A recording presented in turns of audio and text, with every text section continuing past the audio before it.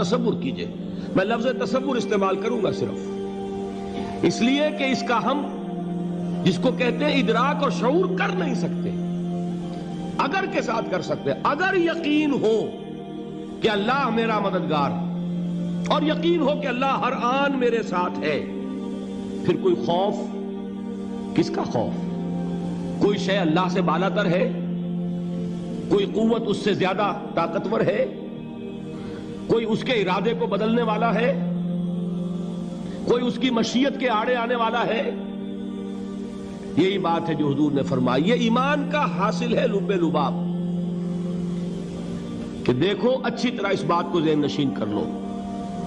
اگر تمام انسان مل کر تمہیں کوئی نقصان پہنچانا چاہے، نہیں پہنچا سکتے مگر جو کچھ اللہ نے لکھ دیا ہو. اور تمام انسان مل کر تمہیں کوئی نفع پہنچانا چاہے، نہیں پہنچا سکتے مگر وہ شے جو اللہ نے طے کر دی. آپ پھر میں کہوں گا ذرا طاری کیجئے، اسے فرض کیجئے، اسے سوچئے. اگر اس حدیث پر ہمارا دل ٹھکا ہوا ہو تو کسی سے ڈر ہوگا؟ یہ مجھے نقصان نہ پہنچا دے، یہ میری رپورٹ خراب نہ کر دے، یہ میری انکریمنٹ نہ رکوا دے، یہ میرا یہ نہ بگاڑ دے، یہ میرے یہ نقصان نہ پہنچا دے. اس کا ڈر، اس کا ڈر، اس کا خوف، اس کی خوشامد، اس کے لیے جا کر طرح طرح سے اپنی عزت نفس کو ذلیل کروانا اس کے سامنے. یہ سب کچھ کیوں کرتا ہے انسان؟ جب سمجھتا ہے کہ اس کے ہاتھ میں میرا کوئی نفع ہے، اس کے ہاتھ میں میرے لیے کوئی ضرر ہے، یہ مجھے کوئی غضب پہنچا سکتا ہے، یہ مجھے کوئی نقصان پہنچا سکتا ہے، یہ میرا کوئی کام بنا سکتا ہے، یہ میری کوئی ضرورت پوری کر سکتا ہے. اسی کا نام شرک ہے. جہاں آپ نے یہ سمجھا کہ غیر اللہ کے اندر کوئی طاقت موجود ہے، وہی شرک ہے.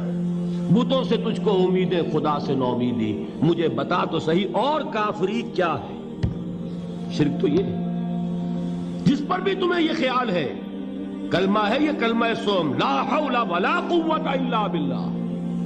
ذرا اس پر دل کو کبھی اگر آپ تصور کریں، پھر فرض کریں، دل ٹھک جائے اس پر، کوئی طاقت نہیں.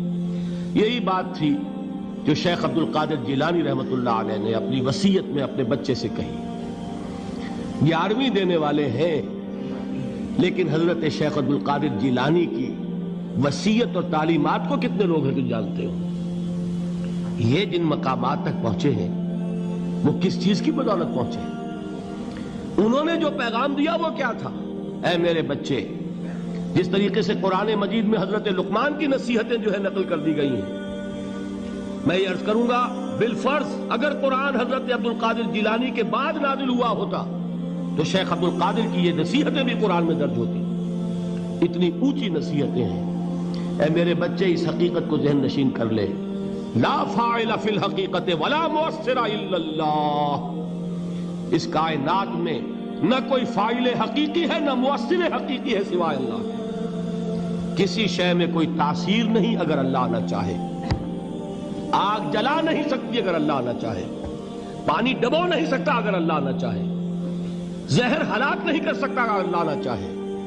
کوئی چیز فائدہ نہیں پہنچا سکتی اگر اللہ نہ چاہے. تو در در پہ کیوں سر جھکاتے ہو؟ در در پر کیوں جبیں سائی کرتے ہو؟ سب کے سامنے کیوں ہاتھ پھیلاتے ہو؟ ایک اللہ سے مانگو. ایک اللہ کے سامنے زمین پر اپنی جبین رکھو.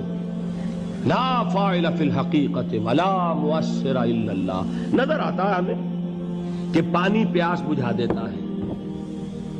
پیاس بجھانے کی صلاحیت پانی میں نہیں ہے، اللہ کے اذن سے.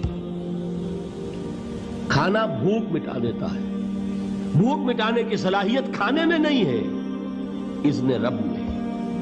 دیکھیے یہی یقین تھا. حضرت موسیٰ علیہ السلام کا واقعہ یاد کیجئے. سامنے سمندر آ گیا ہے، قوم دیکھتی ہے پیچھے کہ گرد و غبار کا طوفان ہے.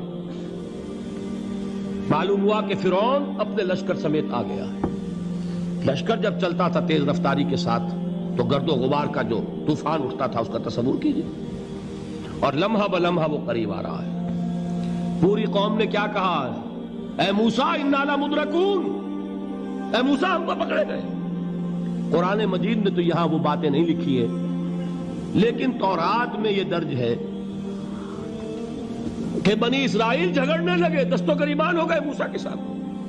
موسیٰ ہمیں یہاں مروایا لا کر، اس سے تو ہم ہی بہتر تھے، وہاں کھانے کو ملتا تھا، زندگی تو تھی، بیگار ہم کر رہے تھے، موت تو نہیں تھی۔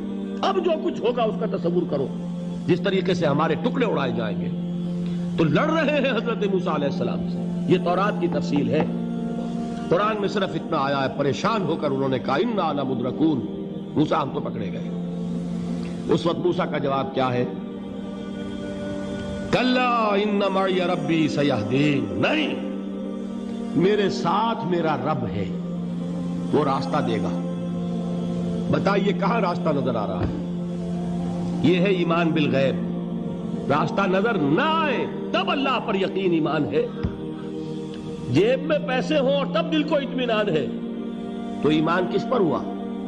پیسے پر، اللہ پر نہیں۔